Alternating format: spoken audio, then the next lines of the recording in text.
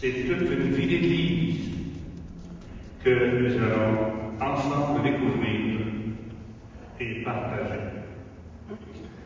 Plus spécialement ici à Lévis, nous avons 2 sites officiels du Congrès eucharistique.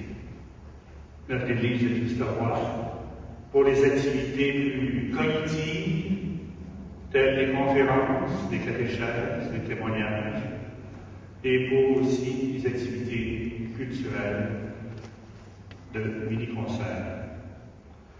Et le deuxième site, c'est l'église Saint-Jean d'Arc, notre chapelle d'adoration, pour les activités de type affectif, avec des adorations silencieuses, des adorations animées, des célébrations spéciales comme celle d'inauguration ou celle de la clôture. Un troisième site qui est servi une fois hier soir, l'église de Saint-Rédempteur, avec la conférence du cardinal Chocor. Hier soir, nous avons vécu un beau temps avec le père Nicolas Boutet, fondateur de la Fraternité chrétienne, comme conférencier, et avec Mme Gianetta Berry comme artiste. Ce soir, nous accueillons Mme Marguerite Berry, fondatrice de la Maison Shalom, comme conférencière, et pour le concert, 2 jeunes de Lévis, 2 jeunes qui ont servi notre communauté célébrante. La jeune Audrey Lamoureux-Sica, soprano, et Jean-Michel Mondin, organiste. Nous les avons perdus au profit de Montréal. Ils sont maintenant étudiants au Conservatoire de Montréal pour se préparer dans une future carrière que nous leur souhaitons belle et enrichissante pour le milieu. Vendredi et samedi, ça va voir. Vendredi soir, toujours à 7h30, nous accueillerons le frère Pierre-Marie Delcieux, fondateur des fraternités monastiques de Jérusalem, conférencier, et nous accueillons Mme Anne-Marie Dubois, pianiste. Et le lendemain, samedi, le 21, nous accueillerons comme conférencier le cardinal Jean-Louis Thorat, président du Conseil pontifical pour le dialogue interreligieux, et comme partie artistique, Mme Anne-Marie Dubois donne une 2e fois son concert. C'est votre attention sur la chapelle d'adoration. Il y a toujours de l'adoration silencieuse à tous les jours, de 8h le matin à 18h30 le soir, et adoration animée de 18h30 à 22h. Nous avons un beau congrès sur un beau thème, l'Eucharistie, don de Dieu pour la vie du monde. Ça montre que l'Eucharistie est nettement le trait d'union entre le Seigneur Dieu et l'humanité, et le trait d'union tel que Jésus nous l'a rappelé le jeudi saint, c'est le service de nos frères, et plus particulièrement de nos frères blessés et pauvres. Bon congrès à chacun et à chacune de vous. Et ensemble, remercions le Seigneur pour cet extraordinaire événement d'Église qui nous donne de vie. Je vous laisse maintenant les mains de notre animateur, Guy Cameron.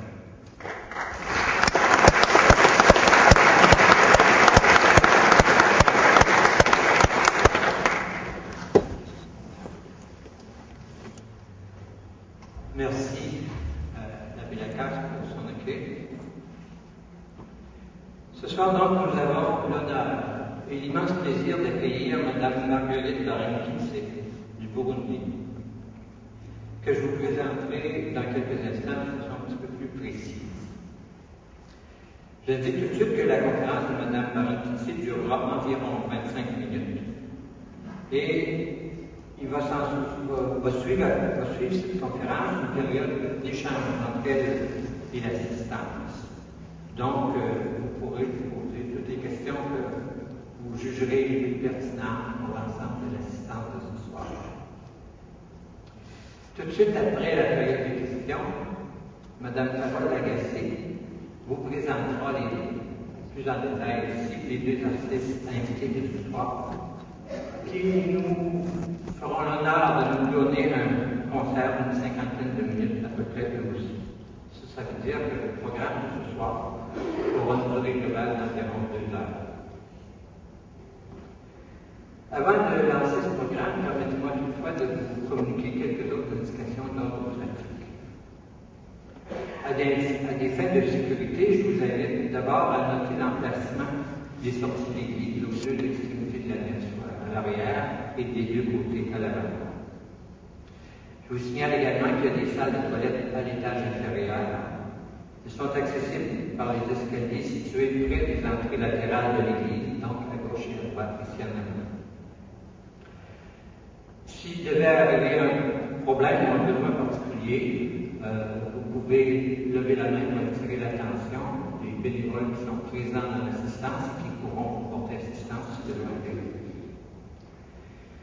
D'autre part, par égard pour les gens qui sont ici et pour ceux qui vont s'adresser à nous en parole et en musique, je vous saurais gré d'éteindre vos téléphones cellulaires et tout autre appareil de même genre.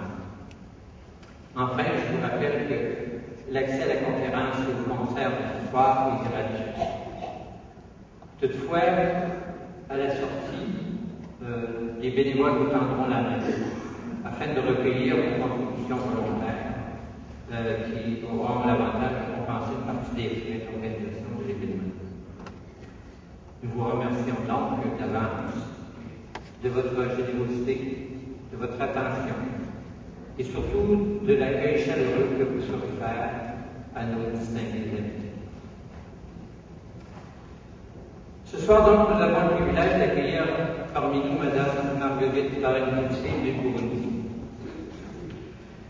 Mme Barengitse est connue à l'échelle internationale pour la bravoure et le dévouement dont elle a fait preuve afin de protéger des enfants et des adultes mis en danger par les conflits ethniques au Burundi, et pour son projet d'engagement en faveur de la paix et de la réconciliation des peuples dans son pays. Mme Barengitse est née en 1956 dans le village de Niamutobo, Niamutobo, au Burundi. Orpheline dès son jeune âge, elle eut la chance de recevoir une bonne formation auprès de religieuses à Bujumbura, la capitale du Burundi. Elle a ensuite poursuivi sa formation à Ruyigi en vue de se préparer à l'enseignement qu'elle pratiqua pendant 2 ans, soit de 1979 à 1981, avant d'aller chercher ensuite à Lourdes pendant 2 autres années une formation pour les femmes laïques. De retour au Burundi, elle reprit l'enseignement, mais comme elle refusait d'appliquer la politique de ségrégation ethnique, elle fut révoquée de la fonction publique. Après un bref séjour en Suisse, elle devint alors secrétaire de l'évêque de Ruyigi. Célibataire, elle adopta 7 orphelins, Hutus et Tutsis, qu'elle s'appliqua à élever dans le respect mutuel et la fraternité. En octobre 1993, le climat interne de son pays s'est dégradé encore. Elle-même plusieurs fois menacée et brutalisée, elle arriva néanmoins à cacher et à protéger un grand nombre d'enfants et d'adultes Hutus, grâce notamment à la collaboration d'un coopérant allemand. Mue par sa colère et son indignation devant tant de haine, mais également par sa foi à la providence et son amour de la vie, elle a réussi à mettre sur pied la maison Shalom, qui sera le refuge de centaines d'enfants et d'adultes contre les atrocités de la guerre. Elle devait faire preuve de beaucoup d'audace et d'ingéniosité pour nourrir tout ce petit monde, qu'elle impliquait autant que possible dans la culture des champs et dans la recherche de soutien. L'aide internationale, heureusement, lui permet avec le temps de consolider son œuvre et de mettre sur pied 2 autres centres pour les enfants traumatisés ou mutilés. Dès que la situation le rendit possible, Marguerite Baron-Coetzee se mit à la tâche de développer à partir de la maison Shalom un réseau de petits villages permettant aux enfants de grandir dans un climat d'entraide et de solidarité et de se prendre eux-mêmes en charge graduellement. Elle consacrait une attention toute spéciale à l'éducation de ses enfants à la paix et au pardon. Jusqu'à maintenant, pas moins de 50 000 adultes et enfants ont été assistés, protégés par les organismes qu'elle a créés. Titulaire d'un doctorat honoris causa de l'Université de Louvain, Mme Baron-Coetzee a vu son œuvre couronnée de nombreux prix internationaux. C'est la prière qui me tient debout, dit-elle souvent. Le vrai courage, je le puise dans l'Eucharistie. À la lumière de sa conférence de ce soir, intitulée L'Eucharistie, le vivre ensemble et le pardon, nous pourrons sans doute mieux voir la source de la courageuse résistance qu'elle a opposée à la haine pendant des décennies, et le moteur de son remarquable engagement d'amour et de paix auprès de tout son peuple. Mesdames et messieurs, accueillons Madame Marguerite Baron-Coetzee.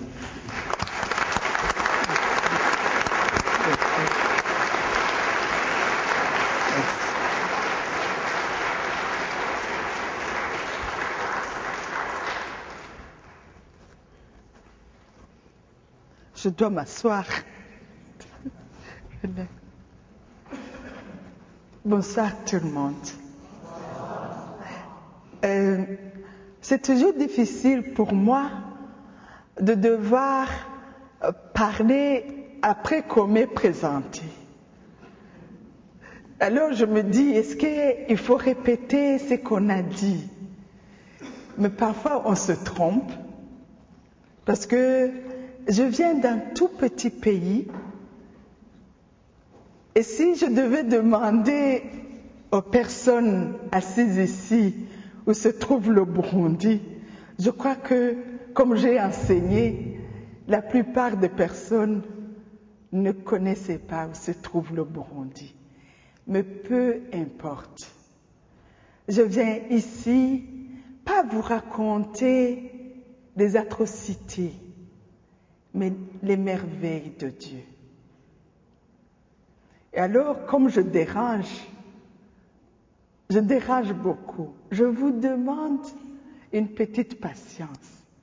Parce que vous êtes habitués à voir des gens bien élevés qui viennent vous raconter et qui ont écrit ce qu'ils doivent dire. Déjà, le congrès eucharistique m'avait demandé, depuis le 31 mars, de leur envoyer le texte. Jusque ce matin, je n'ai pas envoyé. Donc, ne vous étonnez pas. Dans mon pays, le Burundi, nous avons appris à survivre. Vous connaissez beaucoup plus peut-être le Rwanda, parce que on a médiatisé le génocide du Rwanda. Mais chez nous, c'est depuis 40 ans que nous nous sommes massacrés. Et j'ai 52 ans, on a déjà dit, et l'espérance de vie au Burundi, c'est 39 ans pour les femmes. Alors je suis pressée devant vous pour vous dire, mais pourquoi j'ai fait ça? Pourquoi? Est-ce que c'est l'exemple de Mère Teresa? Est-ce que c'est parce que je suis chrétienne? Oui. Parce que je suis chrétienne, je ne peux pas ne pas répondre à cette vocation. Je commence par une blague. Je l'avais racontée aux gens, ici devant. je vais souvent parler, mais souvent je tape à côté des clichés. Un jour, je me rappelle, j'étais invitée au nord de la France pour parler. Mais l'abbé Pierre avait parlé avant moi, et puis la sœur Emmanuelle. Alors, on a envoyé une personne âgée m'accueillir. Alors, j'étais à la gare, j'attendais. Et puis, finalement, je ne voyais personne s'approcher. Et à la fin, je me suis dit, peut-être je me suis trompée de gare.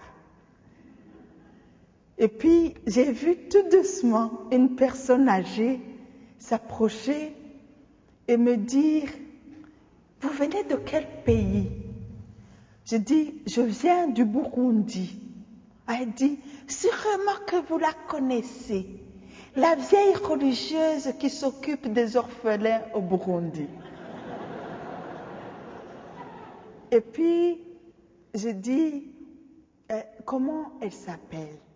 Elle dit, elle s'appelle, on l'appelle Maggie Barankitse. Je dis, oui, je la connais. Et puis, elle dit, vous ne l'avez pas vue dans le train? Je dis, si, je l'ai vue, madame. Elle dit, oh, la pauvre, elle a continué. Elle n'a pas su où s'arrêter. J'ai dit, si, elle est ici. Elle dit, elle est aux toilettes.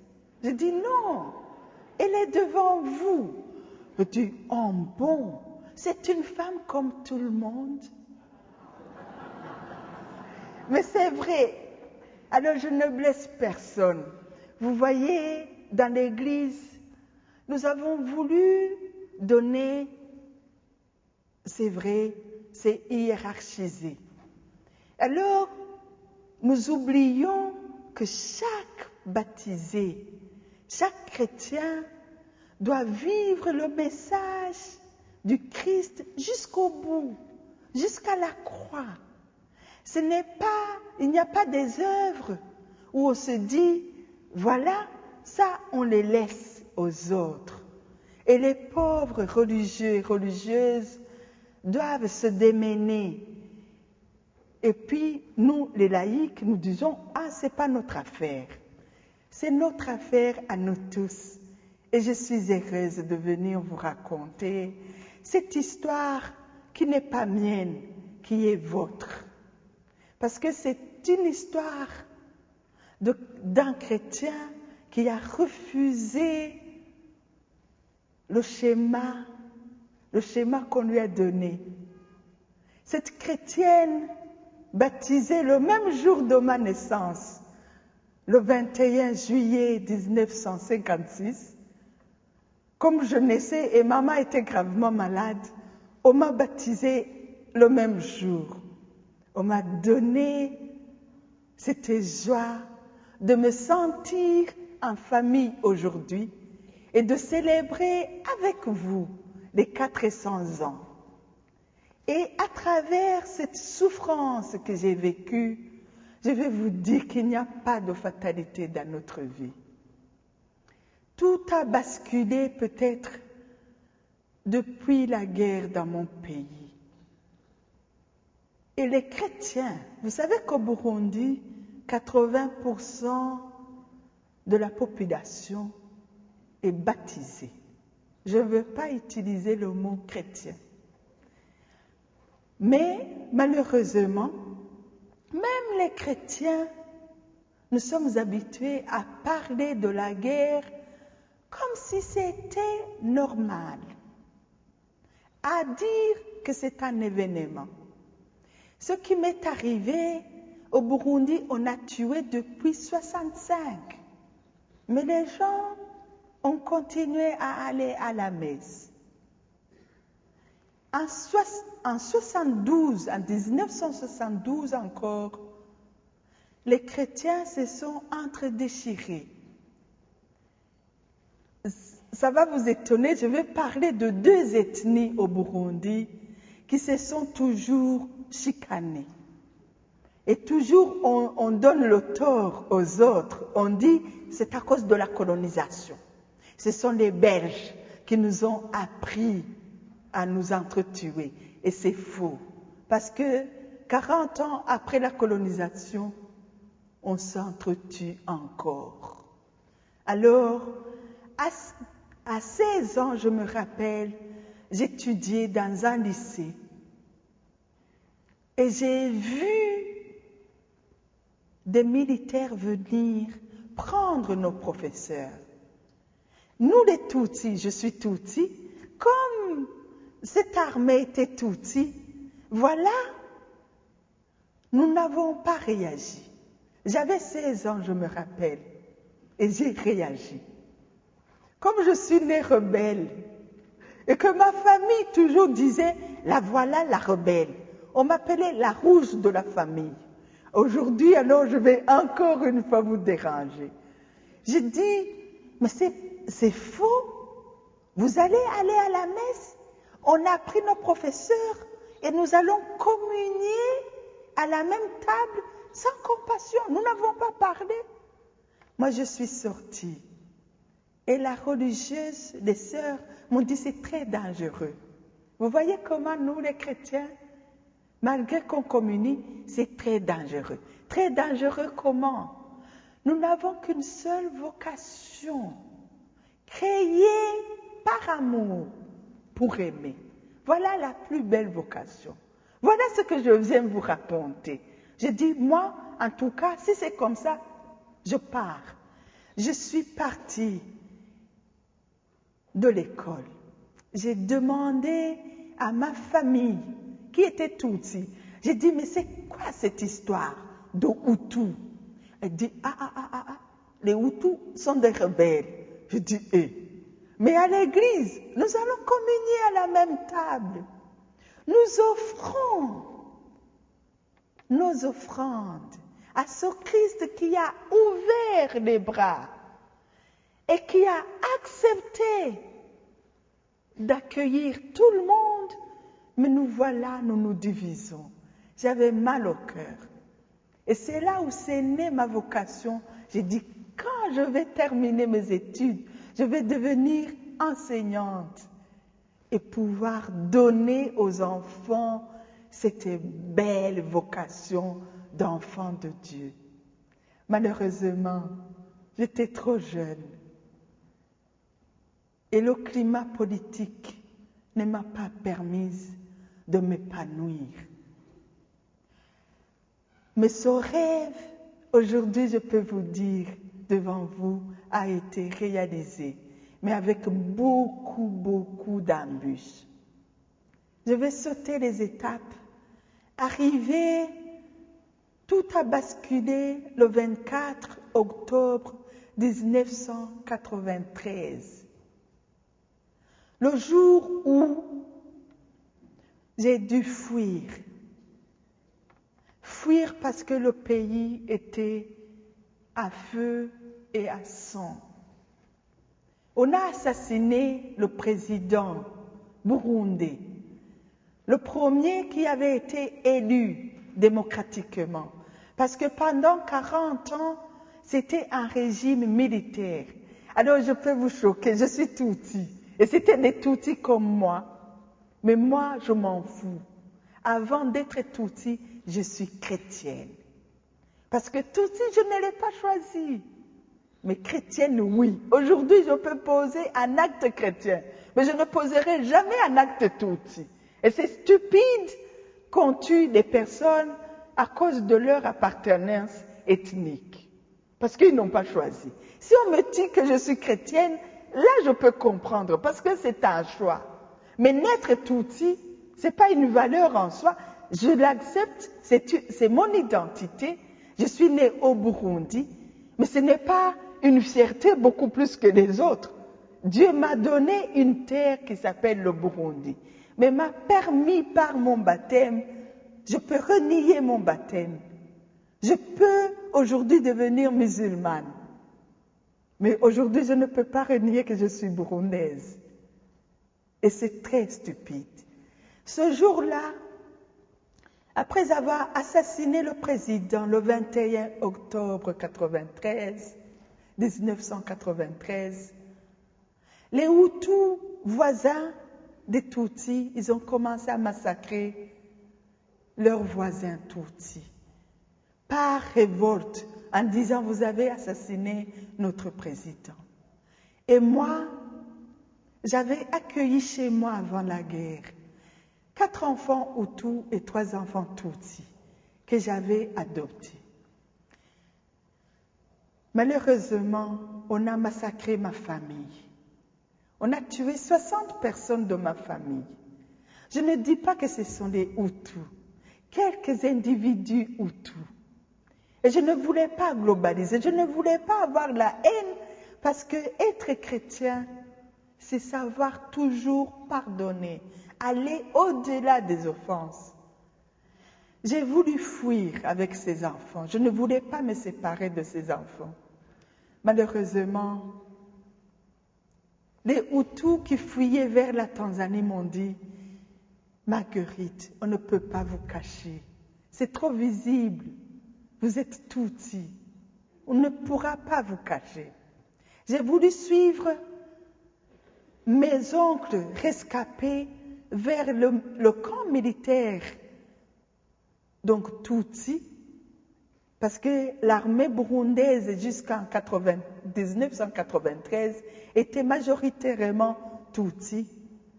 Les Tutsis m'ont dit, toi on ne peut pas te cacher avec tes enfants Hutus. J'ai dit, je vais à l'évêché. C'est un lieu neutre, n'est-ce pas? Malheureusement, je suis allée à l'évêché. J'ai rencontré des intellectuels Hutus qui fuyaient.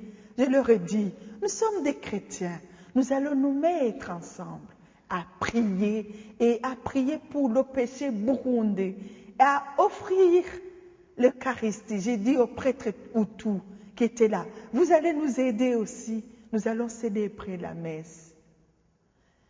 Le 24 octobre 1993, c'était un dimanche. Ils ont accepté, je les avais cachés à l'évêché, l'évêque n'était pas là. Alors, vers 9 heures du matin, j'ai vu une foule de gens venir vers l'évêché avec des armes et des bambous. J'ai reconnu les gens de ma famille. J'ai reconnu que c'était des Tutsis. Alors j'ai dit aux Hutus d'abord, vous allez au faux plafond, je vous cache. Et je suis sortie la première. J'ai fermé le bâtiment où je les avais mis. J'ai dit, ici il n'y a pas d'assassins. Il y a vos frères et sœurs. Et vous tous, vous êtes des chrétiens. Vous ne pouvez pas mourir comme Caïn qui a tué son frère. Et puis ils m'ont dit, vous avez oublié qu'on a assassiné 60 personnes de votre famille. J'ai dit, quelle famille? J'appartiens à une noble famille, celle des enfants de Dieu. C'est vrai, biologiquement, on a tué ma famille. Mais par mon baptême, je refuse la vengeance. Ils ne m'ont pas permis. Ils m'ont ligoté et ils ont assassiné, ils ont mis de l'essence et ils ont assassiné 72 personnes devant moi. Depuis ce jour-là, je ne viens pas vous raconter cet événement-là, ces massacres-là. Quand on m'a délié après, parce que je demandais de ne pas tuer les enfants et que je donne de l'argent, je suis allée à la chapelle de l'évêché. J'ai dit, Seigneur, ma maman m'a appris que tu es un Dieu amour. Et alors aujourd'hui, est-ce que je peux croire encore en mes frères et sœurs? Et je ne trouvais pas mes 7 enfants. Et je dis, il n'y a plus de sens à ma vie. J'avais refusé de me marier. J'avais refusé d'être religieuse. J'avais dit, je vais aller en plein milieu du monde, montrer que c'est possible que les Hutus et les Tutsis soient un seul et une famille. Et voilà aujourd'hui. Quel est le sens de ma vie? Au moment où je sanglotais, j'ai entendu la voix de ma fille aînée, Chloé, que j'avais adoptée quand je n'avais que 22 ans. C'était un enfant Hutu qui avait perdu son papa en 1972. Elle a dit, maman, nous sommes tous là, miraculeusement, dans les habits des prêtres à la sacristie, dans les chasubles. Tous les 7 étaient là. J'ai compris dès lors. C'est ça que je viens vous dire. Que ce n'était pas ma vocation, que c'était Dieu qui avait voulu protéger les 7, 4 Hutus et 3 Tutsis, pour recréer une nouvelle génération. Ils sont sortis. On s'est embrassés dans cette petite chapelle et j'ai dit, mes enfants, vous avez une très noble vocation à partir de ce moment ici. Mais je ne suis pas sûre qu'ils ne vont pas nous tuer. Et où est-ce qu'on va aller? Où est notre place? Nous sommes Hutus et Tutsis qui décident de recréer une nouvelle génération dans notre pays. C'était une folie de croire, parce que j'étais nue, on m'avait déshabillée. Complètement.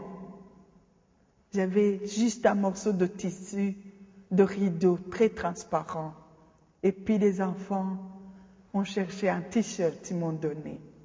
Puis j'ai dit, on va au cimetière. Et le petit Fabrice qui avait 4 ans dit non. On va trouver un étranger.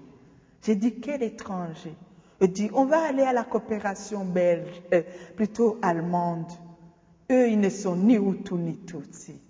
Voilà pourquoi, quand je dois faire 2 jours dans l'avion pour venir vous parler, c'est que grâce à cette appartenance d'enfants de Dieu, on ne considère pas qu'on est allemand, canadien ou belge ou malien ou camerounais. Nous sommes tous une même famille, la noble famille, celle des enfants de Dieu. Et c'est merveilleux. Et c'est ça que je viens vous dire. Grâce à cette célébration de l'amour de Dieu chaque matin, ça m'a tenue. Je devais avoir toutes les forces. Je venais d'assister. On avait assassiné 72 personnes que j'aimais beaucoup. Des mamans, des parents, mes collègues. Mais avec les 7 enfants, je disais où est-ce que je vais aller. D'abord, je me suis dirigée vers le cimetière. J'ai caché les enfants au cimetière. Et j'ai envoyé le petit Fabrice, c'était un petit enfant Tutsi, avec une lettre pour que le coopérant allemand nous protège. Lui-même, entrant dans cette folie d'amour, il nous a logés. Mais le lendemain, on m'a apporté beaucoup d'enfants mutilés, Hutus et Tutsis. Je ne sais pas pourquoi Dieu m'a envoyé ces enfants. Les uns n'avaient pas de bouche à cause de la grenade, les autres pas de bras. J'ai dit, venez. La coopération allemande, on les a évacués et rapatriés en Allemagne. Après une semaine, j'avais 80 enfants. Mais toujours me disant, Dieu est Dieu, il pourra me sauver. 15 ans après, je vais sauter les étapes. Je suis passée de 25 enfants ce soir-là. Aujourd'hui, j'ai ouvert des maisons, des centaines de maisons pour ces enfants. Ils sont venus du Rwanda, du Congo, toujours venir me trouver. Et puis je me disais chaque soir, mais pourquoi c'est vers Maggie? Pourquoi? Je n'avais rien de spécial. Mais c'est Dieu. C'était Dieu qui m'a envoyé ces enfants. La guerre a continué. Pendant 10 ans, j'ai connu toutes les atrocités. Toutes les atrocités. Mais parfois, quand je me regarde au visage, je dis, est-ce que je suis cynique?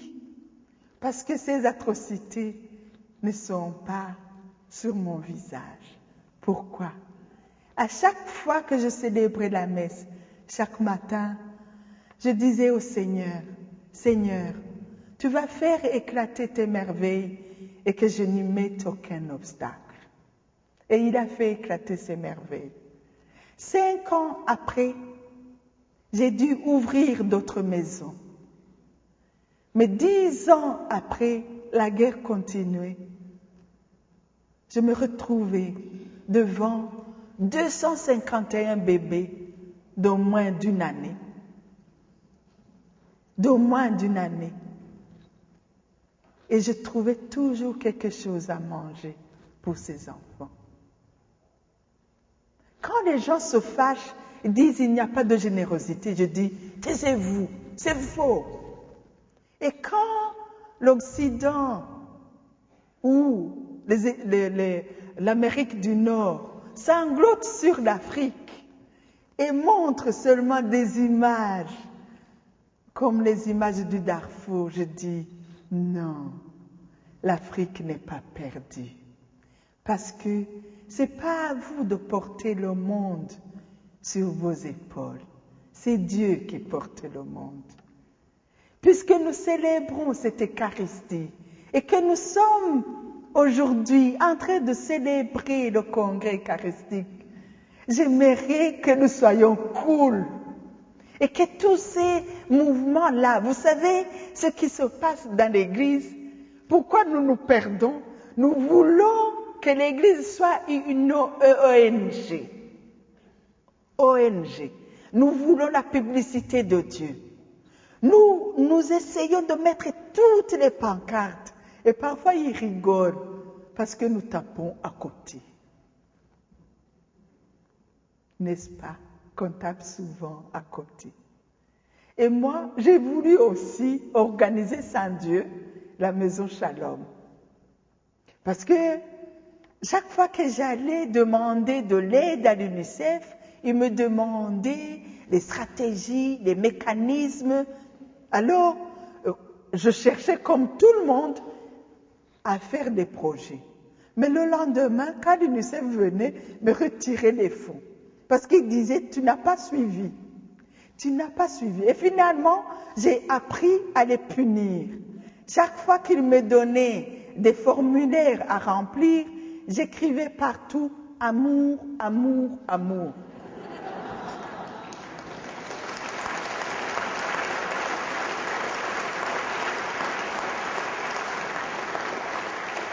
Finalement, quand ils venaient, quand je n'avais pas suivi leur stratégie, mécanisme et objectivement vérifiable, je réussissais.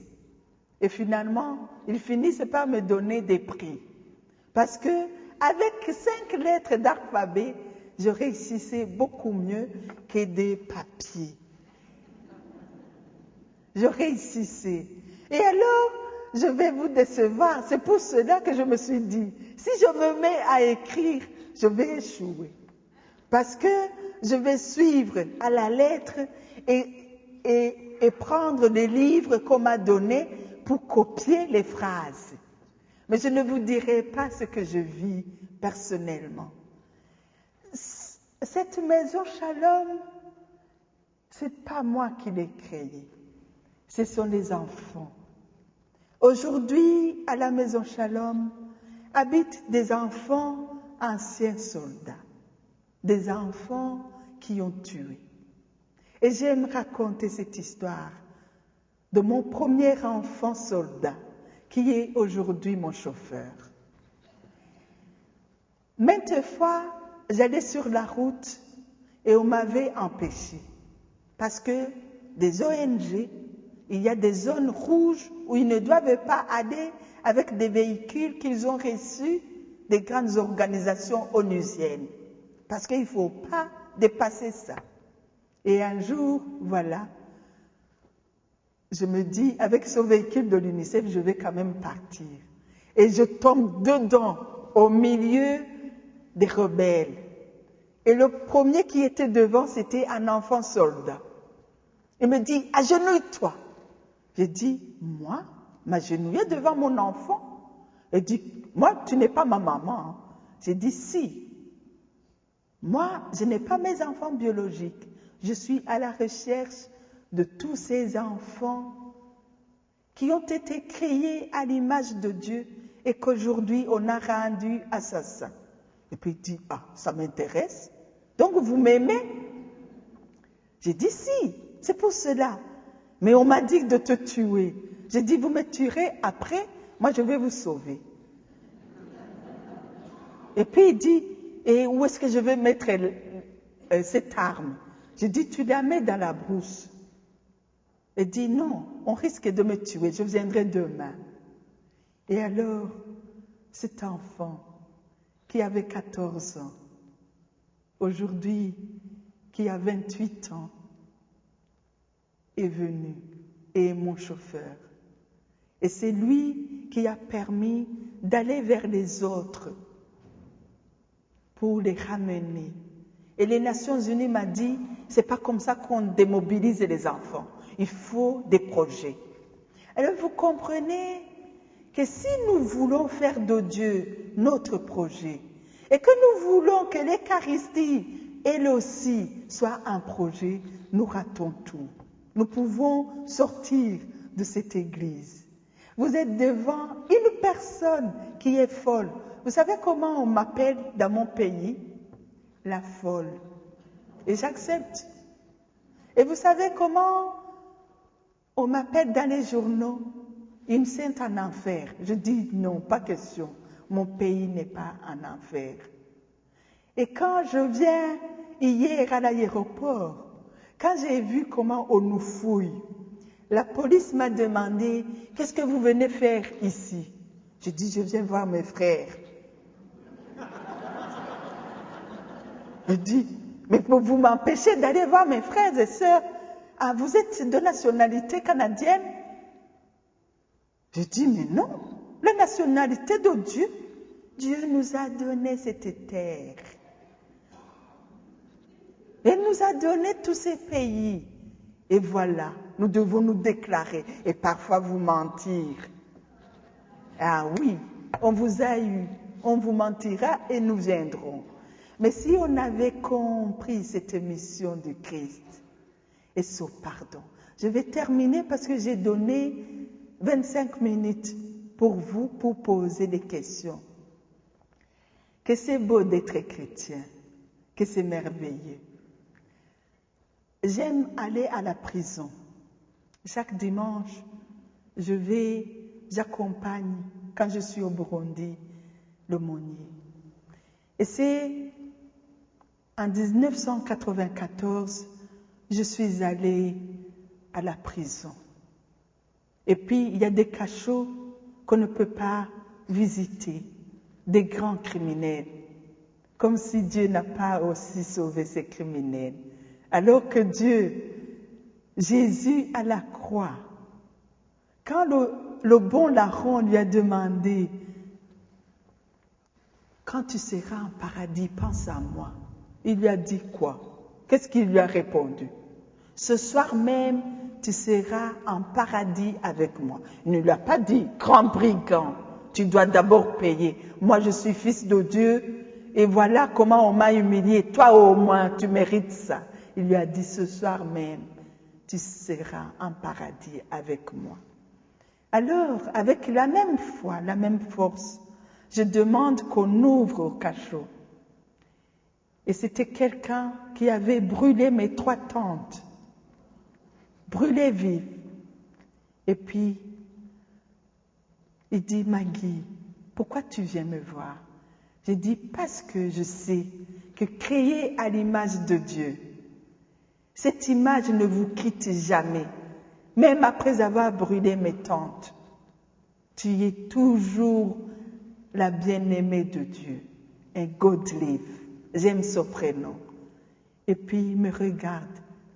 Et je demande, parce qu'on avait torturé au directeur de la prison, que je l'amène chez moi et que je le soigne. Et dit, de toutes les façons, il va mourir. Tu peux le prendre. Je l'ai soigné. Mais il était gravement malade. Et puis, avant de mourir, il m'a dit une chose, et je vais terminer par là. C'est beau d'être chrétien. Il a dit, Maggie, ton pardon me ressuscite. J'ai vécu comme un criminel, je meurs comme un homme. Cette image de Dieu ne nous quitte jamais, parce qu'il nous a sauvés. Et c'est pour cela, je n'ai pas dédié ma vie aux enfants. Non. J'ai voulu m'émerveiller de l'amour de Dieu. Et c'est ce que je viens vous raconter. Oubliez ces atrocités, donnez à Dieu de toutes les façons. C'est toujours l'amour qui triomphe. Mes 10 000 enfants m'ont rendu aujourd'hui comme une reine. 3/4 de mes collègues aujourd'hui, psychologues, médecins et tout, sont des anciens enfants de la maison Shalom qui avaient été mutilés, qui avaient été violés et ont eu des enfants, des criminels de leurs parents, mais ont réussi leur vie parce que nous n'avons qu'une seule devise à la maison Shalom. Dieu nous aime. Je vous remercie. Et si vous avez des questions, je suis là pour répondre. Bonne soirée, très bonne fête.